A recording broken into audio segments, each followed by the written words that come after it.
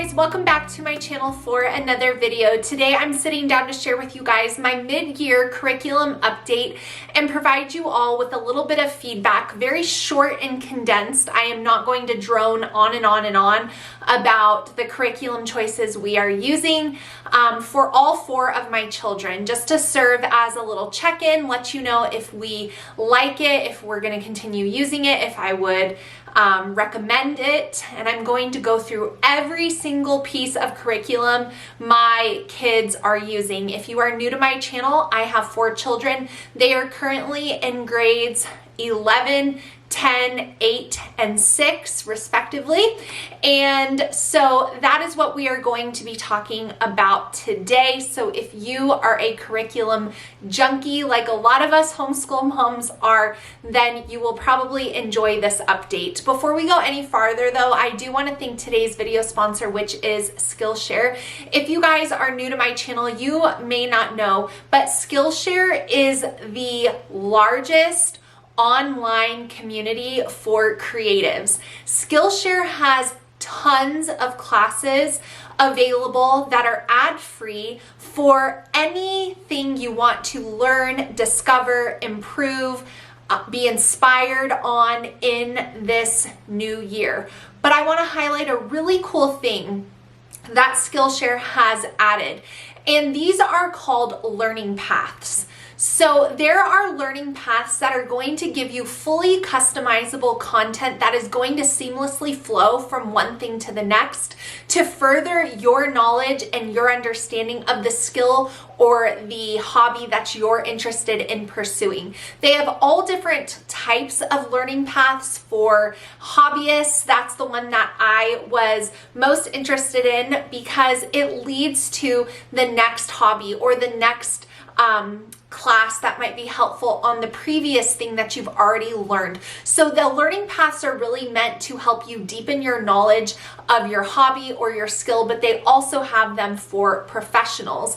So if you guys want to check out Skillshare, you can use my link down below. The first 500 of you to use that link will get a 1-month free trial to Skillshare, and you can check out all of Skillshare's newest offerings, including their learning paths that are on Skillshare right now, and you can discover those new hobbies, deepen those skills, or explore your, online creative business opportunities that are out there. The options are endless. So make sure you guys check out the link to Skillshare. That will be down below. But now let's jump into this mid-year curriculum update. All right, you guys. So I do have my phone because I do need to keep a list of all of the different resources that we are using. I will link to everything down below for you in the description box. So we're going to start off with basically like the things we do as a family downstairs, and then I'll move on to subjects. So I'm not going by grade level in this video. I'm going to do science, and I'll touch on all the different sciences. I'm going to do English or language arts, and I'm going to touch on all of those, just so you know how this video is going to flow. But let's go ahead and start with our Bible morning time materials. We have been using World Watch News in our homeschool to start our homeschool days. 10 out of 10, love World Watch News. Fantastic, non-biased, fact-based, Christian worldview news reporting on current events, 10-minute segments, the perfect mix of fun and information, and we have just been so blessed by World Watch News. So we love it, highly recommend. We have also been using Not Consumed Bible Studies this year again. We used them last year and I really enjoyed them. We just finished up the Christmas one, which was Adoration at the Manger, and we really enjoyed that. Previous to that, we did one on friendships, I believe. Yes. It was the one on friendships, and we really enjoyed that and the discussion that led to. And I brought up this for a visual aid. This is the one we're going to be moving on to next. This is Working Unto the Lord, a Bible study for teens. So all 4 of my kids have these, and we are getting ready to start this one tomorrow, actually, when we start back to school following the holidays. So I really enjoy the Not Consumed Bible Studies in our homeschool. I have purchased the parent ones for myself sometimes. And this year I just decided I was going to have them do it. They do it independently, but all at the same time, and then I'll kind of go around and ask them some questions about things, and we do a little bit of discussing and sharing. But these are really meant to be like personal for them, introspective, them thinking, them reading the scripture and kind of combing over that topic. So I'm excited. I will say though that if your child is not new to faith, I do think that their levels are a little bit off. So my daughter, who just turned 12, even last year when she was 11, could definitely do the teen Bible study that they have labeled teen. The one that was fitting of her age range was a little too juvenile for her and just where she's at with things. So I do recommend that you keep that in the back of your mind, but we love them. They're a great price, and I generally buy about 4 of them at the beginning of the school year. So I have them on hand, and then like the Christmas one, I went ahead and bought that when they first released it and it was on sale. So we do about 4 to 5 of these a year, and we've really been enjoying them. So I love the Not Consumed Bible studies. Along with the Bible study, every single day during morning time, I will read from some other type of biblical book.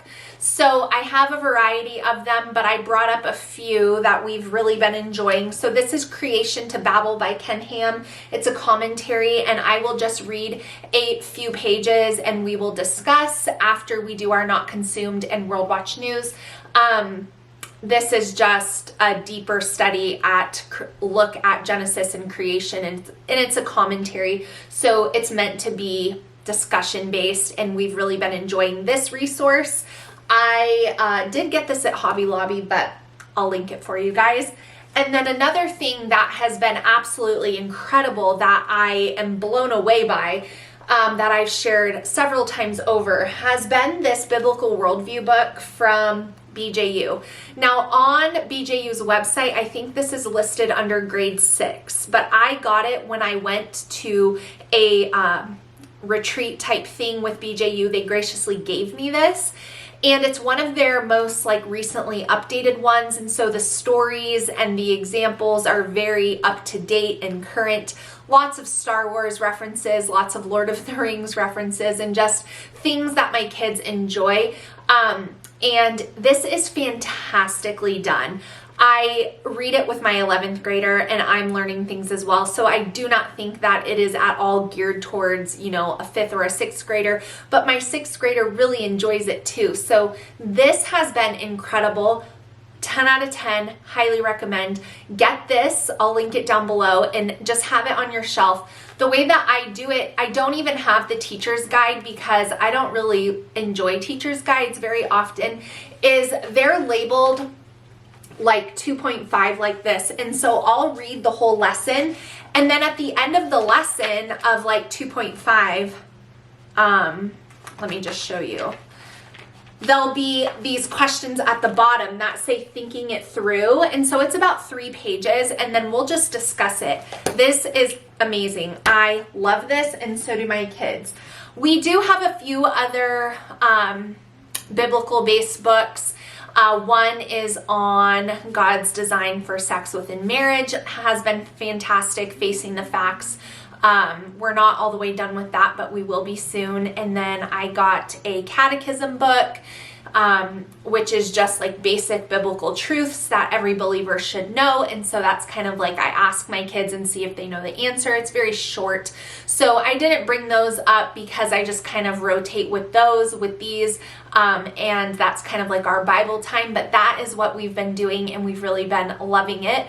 My kids have also been using their daily gratitude journals. We took a pause on those for the Christmas season because I had so many other things I wanted to use, but I do enjoy having them contemplate what they're thankful for and jot it down. So the journals that I get are off of Amazon. They're nothing fancy, but it's just a good thing for kids, I think, and teens and adults to begin their day thinking about something that they're thankful for. And so those have been great, and we've also been doing those, but I didn't want to bring all of them up here.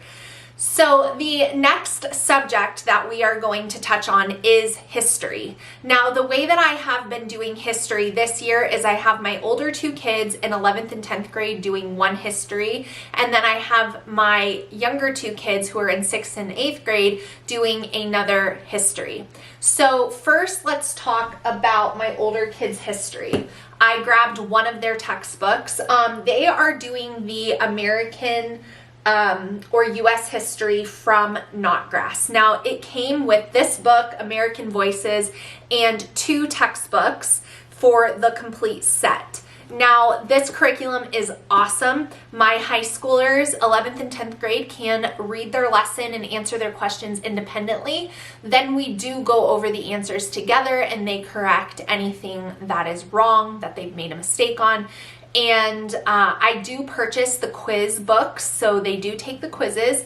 However, this curriculum can be used as a Bible curriculum as well as an English curriculum. So it can be used for 3 different things all in one, which is fantastic. However, we just want to use it for history, which can also be done. So that's great. So we've really been enjoying the U.S. history from Knotgrass. My kids really like it. The books are colorful.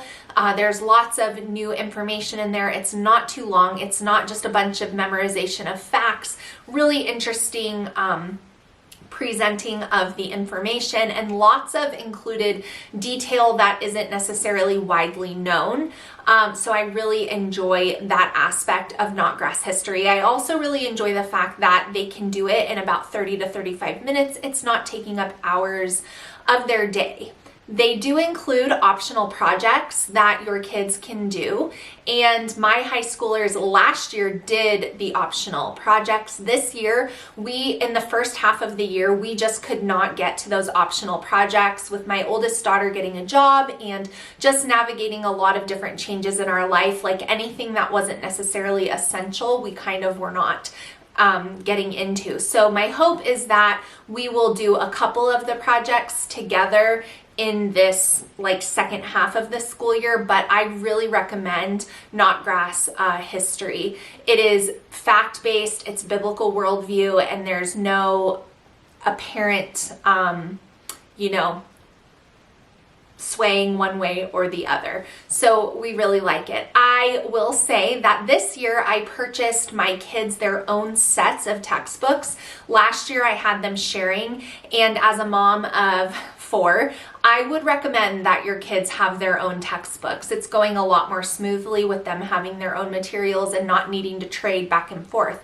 The other thing that I do want to briefly mention is that this year I did purchase the the literature packs that are optional that you can buy to go along with the history if you were to do a read aloud or if you were to give them to your kids to read for their assigned school reading. And that's what I've done. So I've given I bought one book pack. I wasn't buying doubles of the books, but I assigned them a book to read and another one a book to read, and then I have them swap. And that's been going well too. However, they did both have to take a little bit of a pause on some of those history reads that I was having them complete in order to read other books that were required for their English courses. So those book packs are a nice addition this year. I like having the books on hand, and they're all titles that I wouldn't necessarily grab, and they all pertain to whatever they're learning in history. So it's just nice to bring in that literature component. And I've been having them read those obviously on their own at their ages, and so that has what they've been doing for history, and we really like it.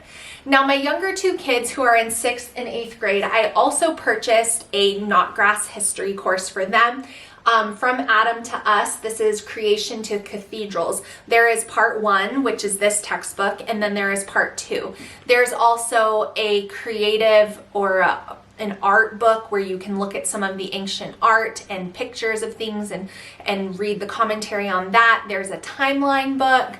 There's a activity book that you can buy. There's the student question book that your kids can answer just to make sure that they're, understanding what you've just read.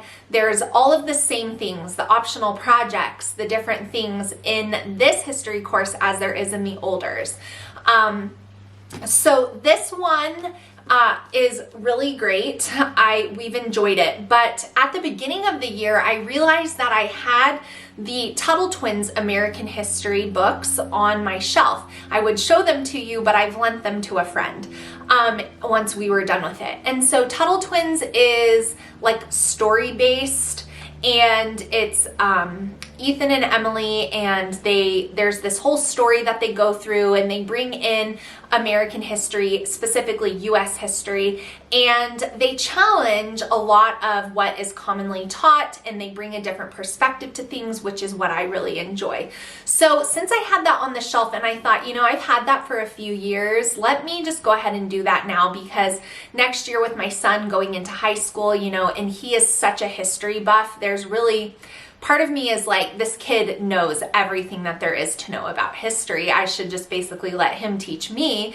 That's not even a joke. But anyway, we read the Tuttle Twins, and I just was reading that aloud to them, and we really enjoyed it. I think a lot of it was repetitive for my son, who is so knowledgeable of history, was a little below where he's at, but quite frankly, a lot of this in my 11th graders, he would already know as well. So but what I did enjoy was the challenging questions and the different perspectives that they bring, since he spent so much time reading history, fiction and nonfiction, to kind of see like what he's thinking about things. And so that was really cool. So we actually started with the Tuttle Twins. I highly recommend the Tuttle Twins. I'll link them down below. They have 2 books now, and I think it's a really wonderful way to introduce your kids to history, especially if you have youngers and you just want to read a few pages of history a day and let them kind of hear and listen. It's not like a full curriculum of like worksheets and this and that and projects and all this. It's just story format, and it does a really good job. There's volume 1 and volume 2 now, so I recommend both of them. But once we finished that, then we moved on to this, and we have been enjoying this. Ancient times aren't necessarily my most favorite history. I would definitely much prefer this, but this was like what seemed appropriate for the 2 grade levels I was trying to mash up, and it's really well done. A lot of it obviously focuses on ancient civilizations and biblical, and lots of real pictures of places that are referenced in scripture and in the Bible, and so my kids have really been loving that. We have not done any of the projects in this either, and I hope to incorporate more of that in the second half of the school year, but we do love Knotgrass. I did also buy the optional literature pack for this, and I've been having my younger 2 kids swap those readers as well. So that's been really good for my son, who loves history, because a lot of the books he wouldn't have known the titles of, and they're really great historical reads, or a fictional story that takes place during whatever they were reading about. And so that's been really good. So that has been what we have been using for history, and recommend all of the above. Some different options for you to kind of think through and choose from. Now for science, we have been doing something that has never happened before in my homeschool, where my older 3 kids are doing individual science courses, and my youngest daughter is doing the Good and the Beautiful with me. So I told you guys that there was a new unit from The Good and the Beautiful, Health and the Human Mind, that was brand new, that even though my older kids were going to do their own science courses, I wanted them to do this one with us. I highly recommend that science course, you guys. It's amazing, and honestly is a very good introduction to our brains and why we do certain things, and can really lead into conversations about addiction and mental illness, and a lot of really important conversations to have with your children, especially if they've been affected directly or indirectly by any of those things, which basically is everyone in the world. So I wanted to do that with all of them, and we did do that as a part of morning time in the beginning of our school year. I highly recommend it. But once we were done with that unit from The Good and the Beautiful, then it was going to be just my daughter and I doing their science courses, because my older 3 are on to high school level science. And that has been a very different experience, but it's been going well. We are finishing up kingdoms and classifications, and that was a good one for us to revisit. We did it previously, but it had been a long time ago, and I think she was in kindergarten. So that definitely went over her head at that point. My older 3 kids have been using science from BJU. I've been doing that since my oldest, who is now in 11th, was in 8th. And I cannot sing their science praises enough. My children all really love science, specifically my oldest daughter. She's wanting to go into a scientific field, and so I really want their science to be solid. I want it to be very preparatory for any college labs that might be in their future. I want them to really have a solid biblical science foundation. And so one of them is doing earth science, the other one is doing biology, with the dissections and labs and all that. And my oldest daughter is in chemistry this year, all 3 through BJU. Now, I've done earth science for the other 2 ahead of the one who's doing it now. So this is like the 3rd time doing earth science. It's fantastic. My son who's doing biology, my oldest daughter did that last year. That is her favorite class she's ever done in her history of school. So that course is so great. And now my oldest daughter is doing chemistry, and chemistry is as interesting as chemistry can be. She's very much more interested in like humans and cells and biology and disease and genetics and all of that. That's way more in her realm of interest. So she's not necessarily the most interested in chemistry, but as far as the course goes, it's very solid and very good. So I highly recommend all of BJU's science, especially for those upper middle school and high school levels. These courses are absolutely college preparatory, if not, some of what they will learn in college. And they are really, really well done. So recommend 10 out of 10, all of BJU. And we, with my youngest, still absolutely loving using The Good and the Beautiful for science.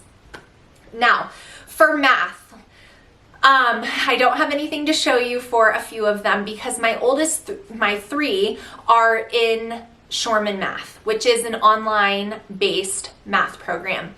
I did a whole review on their program, SHORMANN Mathematics. And so if you want to watch that, I'll link it down below. And if I forget, somebody comment and tell me, Ashley, you forgot. My kids have been in SHORMANN Math for the past 4 years or 3 years. So they have completed Algebra 1 with geometry, Algebra 2 with geometry, and now this year they are in pre-calculus with trigonometry. And my younger son did pre-algebra with SHORMANN last year, and he is in Algebra 1 with geometry this year in the 8th grade. SHORMANN Math is an answer to prayer. It is amazing. I go into why in that video, so I'm not going to say it all again here. Highly recommend SHORMANN Math. I honestly don't know what we would do in our homeschool without it. It is incredible. It works for advanced math students and it works for students who need more time. It is the best math program I have ever found, and it is amazing. So love it so much. My youngest daughter for math has been doing Math 6 from The Good and the Beautiful, and she loves this, and she is doing so well. We are getting ready to start on this book. The Math 6 set comes with 2 separate books because there's a lot of information, but she is excelling. Really, I'm blown away by the fact that she hasn't reached that point where a lot of my other kids were, where there was like this period of frustration and tears, and it was right around the pre-algebra time frame. So maybe we just haven't gotten there all the way, but also she's my only one who's been able to use the good and the beautiful up until this math level because this level wasn't available for my other children.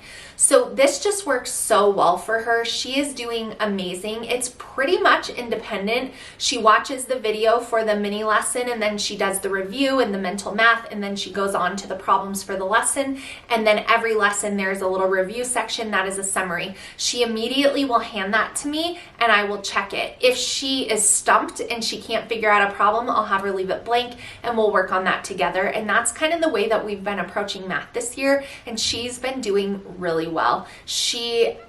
I'm really honestly pleased and surprised.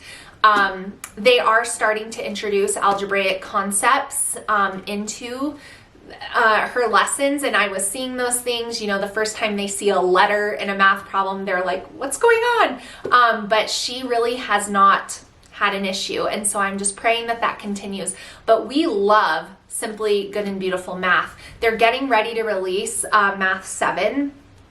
And all of my other kids have gone on into SHORMANN pre-algebra, following like what would be like a middle school math. And I don't know if I'm going to have her do that just because she's loving this math. And so I think we'll probably just go on to Math 7 next year and then move into Algebra 1 for 8th grade, and we'll just see how that goes, because part of me is like, don't change it if it doesn't need changing. So that's what we've been using for math this year. Highly satisfied with all of it, and I recommend it all. I love what we have chosen for math. You'll notice that that's the theme, you guys. There's not a lot that I don't love at this point in homeschooling. I feel like I've really weeded out things that I've wanted to try that just have not worked. And so a lot of what you're hearing here is positive feedback. So if you came for like juicy bashing of curriculum, I'm sorry I can't provide you with that. Now for English and language arts, my youngest daughter has been using the Good and the Beautiful LA 6 and handwriting. Love those. She's doing really well with that. Then I have my 8th grade son doing the book studies, and that's because there is no language arts level specifically for level 8, and I wasn't sure if I wanted him to start on the high school levels of the Good and the Beautiful language arts quite yet. In hindsight, I do wish that I probably would have just done that, and so I might have him begin like high school 1 in the second half of the year, because he's about done with all of the book studies. He's done 3 of them. He is a very avid reader, and so we've enjoyed that. My oldest son has been doing the high school level 3 books from the Good and the Beautiful, and this is the last level that they have available for high school. So he's been doing these and it's been going well. My oldest daughter dual enrolled at Grand Canyon University for English this year. So she has completed English 105 and English 106, and she has received 4 college credits for each of those and got an A in both classes. So the Good and the Beautiful was what she used previously, and now she has transitioned on into college and starting to check off some of those boxes towards her future goals, and she's done really, really well with that, and I'm so thankful to see her excelling in her writing. All of her college work has been writing papers, and so having a solid foundation of proper writing techniques and sentence structure and proper person use, like first person, third person, you know, all of that is very important for college. And so she's done really, really well. And we have been happy so far with her dual enrollment for those specific classes at Grand Canyon University. She's continuing on into the next class that she wants to take. And we're just kind of taking each one in stride and seeing. They are taught by different professors, and so every class can feel somewhat different dependent upon who the professor is, and she's done well. They're demanding. There's adults that are going to school and working and having children, and so it's just been an interesting, eye-opening experience. New chapter to navigate in homeschooling, but I would recommend the process and everything so far. Grand Canyon University is a Division I college, and so the likelihood of Division I college credits transferring to other colleges or smaller colleges is much more likely than starting at like a community college type scenario and then hoping that those transfer outward, which was largely important to me because the classes are expensive and I didn't want her to be wasting her time or mine. And so far it's been good. There was a very big learning curve with navigating online portals and different things, but she's done really well. And now that she's got those kinks worked out, I think she's just gonna keep, you know, plowing through her classes one at a time. But that is what we have been using for English in our homeschool this year or language arts, and it's been going really well. The Good and the Beautiful includes spelling, vocabulary, grammar, geography, art, poetry, memorization, so many different elements to it, writing. And so I don't need separate curriculums for each of those things. And that is my tried and true. It's what I've used for almost 10 years and I won't ever change it. So next year it'll be the same. It'll be the same here. Moving on to more elective type courses that we've done. Let me take a quick glance at my notes and make sure that yes, good. We are on track. Good job, Ashley. Okay, so for my children's electives, my son in the 8th grade decided to do French from BJU. His older siblings had done Spanish, and I think he honestly just wanted to try something different. However, right after I bought that French course from BJU, they sent an email saying they were discontinuing it. So you could return it for a refund, or you could use it for this year, but it wouldn't be available, like the next level wouldn't be available the following year. And I thought, okay, well, that's fine. He'll just do French 1 this year, and then maybe we can find a different French course for next year. But now I see why they were discontinuing it, and it's because it's very outdated. It's very old. The video is very old, and the teacher is in the video. It's like she was recorded while teaching a live class almost, and so like children are responding in the background, and it's just very weird. It's very strange in comparison to like their updated amazing courses. So I just think it's an old one that never got a lot of popularity because it's French, and because of that, they just never revisited it, and because of that, it was filmed in literally 2005. And so the information is good, but just the class setup, my son he doesn't complain much, and let's just say this isn't his favorite, but I am telling him to persevere. So he's been doing that for his elective. My next son is doing Spanish, his next year of Spanish, and that's going well. We use that with my oldest daughter. She did 3 years of Spanish with BJU, and we really love their Spanish program. It's very solid, and that has been going really, really awesome. For my daughter, who is in the 11th grade, she is basically done with her elective credits at this point in our homeschool. And so what I had her do, because I didn't want to overload her with the addition of getting a job and taking a college class, so be mindful of that, homeschool moms. Like sometimes those things are taking up mental space, and so giving her a book on something like photography or something like that just to fulfill an elective, like, no, she's done enough. She could honestly graduate this year, but we're just not doing that. But that's another video for another time. So anyway, I had her do this Campfire Curriculums unit on emergency medicine through the eyes of an ER provider. So she's interested in the medical field, and I thought this would be perfect for her. It's a pretty good little thing, and there's a lot of links and different things that you can click on and explore. So I gave her this as like her elective. I'm gonna put on her transcript something like career study or something like that. But she gobbled this up. She like read it within a month of the school year. So it definitely, she went through it very fast, but she loved it, and she kept commenting how she wished that there were more of this one specifically with emergency medicine or something like that. So I think Campfire Curriculums is great for electives, and it's definitely something that you should keep in the back of your mind. For my oldest two kids, we've been continuing to go through the Answers books 1 and 2 from Masterbooks. So last year we finished this book, and this year we will finish this book. This is a Christian apologetics course for grades 9 through 12, and I definitely think the higher levels here, I learn from this every day. It's a class for me too. It's amazing, it's incredible, but I do think it is way too much to try to do both of these books in a year, because there's so much information there, and I really want to understand it. I want them to understand it. So I personally think it's best to split this over the course of 2 years, and I think that's how they should structure it, quite frankly, but I can make it work for us. So this has been going well.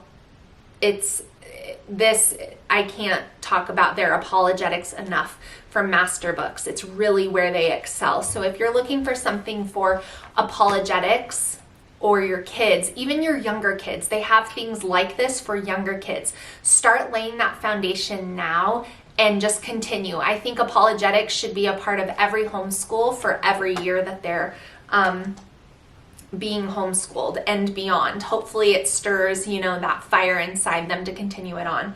Another thing that we got from Masterbooks this year is this hymn study from Foundation. It's called Foundations in Worship. It's by Dr. John D. Morris, and it's by Masterbooks. So I got this for my 6th grader as an elective, kind of like a music or like a composer study type thing for her, just to have an elective, something fun. And basically what it is they listen to a hymn, one hymn every week, and each day there's different questions, activities, worksheets, and then at the end of the week, the course advises that they give a presentation on the hymn. And so I have kind of adapted that and made it work well for our homeschool. But this has been really sweet, and I love that my daughter is getting to listen to all of these hymns and learn about the people who wrote them and what was going on in their life, and perhaps what inspired them to write these timeless songs of faith that we listen to. And she's able to share that with my older kids, and we take time to listen to the hymn with her when she presents it, and she's really been enjoying this. This is a fun little additional thing, great for an elective, and I think it was new this year, and I think it's really well done. So I would recommend this.